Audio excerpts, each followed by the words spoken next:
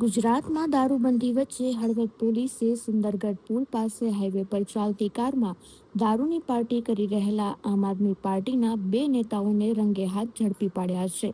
ઝડપાયેલા નેતાઓમાં ચરણવા જિલ્લા પંચાયતના પ્રભારી હિતેશ વનમોરા અને દિલ્હીના કાર્યકર તથા હળવદ ધાંગધ્રા વિધાનસભા પ્રભારી વિકાસ કુમારનો સમાવેશ થાય છે.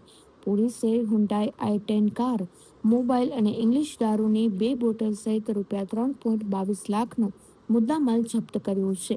Wankaner DYSP S.H. સારડાના માર્ગદર્શન હેઠળ પોલીસે પ્રોહિબિશન એક્ટ મુજબ કાર્યવાહી હાથ ધરતા સ્થાનિક રાજકારણમાં ગરમાવો વ્યાપી ગયો છે.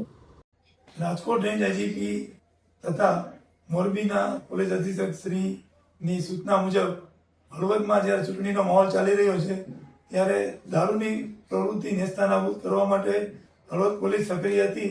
દરમિયાનમાં હળવદ પોલીસ ઇન્સ્પેક્ટર શ્રી અને એના સ્ટાફને હળવદના હાઈવે રોડ ઉપર પેટ્રોલિંગ દરમિયાન એક કારમાં આમ આદમી પાર્ટીના 2 નેતાઓ દારૂની મહેફિલ મારતા મળી આવ્યા હતા, જેમના નામ છે વિકાસ કુમાર, વિજય કુમાર, જેઓ દિલ્હીના રહેવાસી છે, અને સાથે હિતેશ મનસુખભાઈ વરમોરા, જે હળવદના રહેવાસી છે.